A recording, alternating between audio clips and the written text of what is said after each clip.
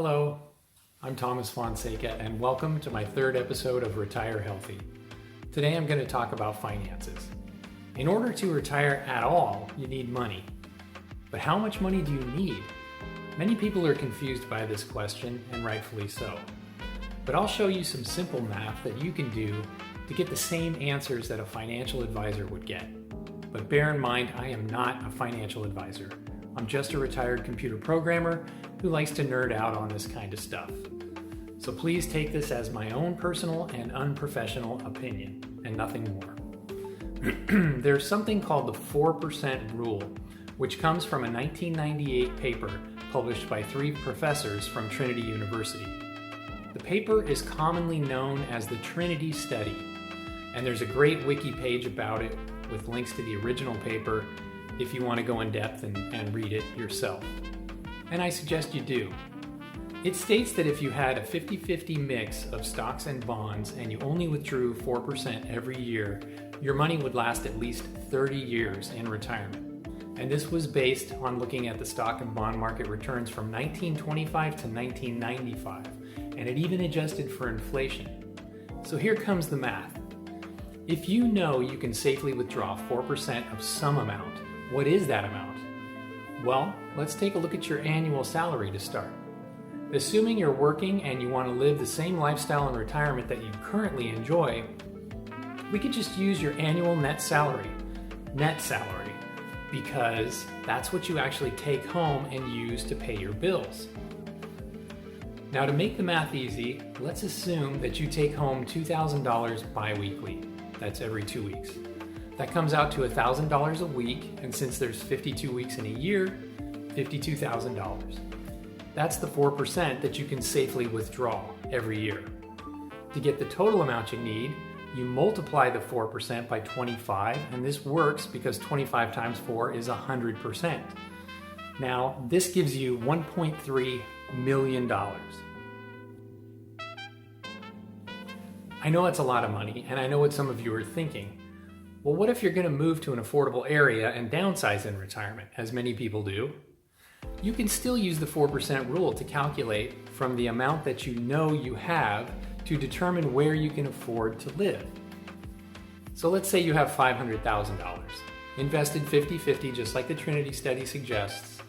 Well, 4% of $500,000 is $20,000 annually that you can afford to safely withdraw.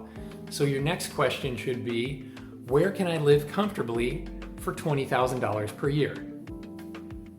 So the other thing to understand is that the value of your investments are obviously going to fluctuate over time. Just like waves on a beach, they fluctuate up and down daily. And just like waves on a beach, the tide may either be coming in or going out. But unlike the tide, you won't know unless you look back over time. So that's exactly why the Trinity Study was so important. And of course, you can also just adjust your spending down in years when the stock market is down, and save any excess return in years that are really good. And this will greatly improve your chances of success and having your money last at least 30 years in retirement. So how much money will you need to retire with your current lifestyle? The answer is 25 times your net salary. And how much can you afford to withdraw per year? The answer is 4% of the first answer. And how long can you expect the money to last? At least 30 years. So the next question becomes, what should you invest in, right? Again, I'm not a financial planner. This is just my unprofessional opinion, but I really like VTI, Vanguard's Total Stock Market Index Fund. It allows you to own a piece of pretty much every stock on the stock market. You're automatically diversified when you buy this ETF for that reason, and it pays quarterly dividends. I love dividends, but that'll be a subject for another video. I also like SPY, the Standard & Poor's Fortune 500 index of the 500 biggest companies on the stock market. And it also pays quarterly dividends and gives you plenty of diversification among 500 different companies. Full disclosure, I own both of these index funds, VTI and SPY. There are lots of old sayings related to the stock market and investing, so I'll end this part of the discussion with a few of my very favorites. Time in the market is always better than timing the market. And the best time to buy into the stock market was last year. But the second best time is right now. And finally, buy the dips. The last one just means that if you're gonna buy some stock, you should wait for the price to dip into the red. It'll happen eventually. Now for the other good stuff. I just did a ride with the Santa Rosa Cycling Club. We started from the town of Healdsburg, where I plugged in my EV so it could charge up its batteries while I was draining my batteries on the ride pedaling. We took Westside Road south for a few miles and turned right onto Mill Creek. This would be the climb of the day, and it's a really challenging one at that. The steepest part is known as the wall. There's another section known as the ladder, which is also pretty challenging. But the wall is a series of 3 switchbacks that go up at about 15% for almost half a mile. When you get close to the top, you can see the destruction left behind by the Wall Bridge fire in 2020.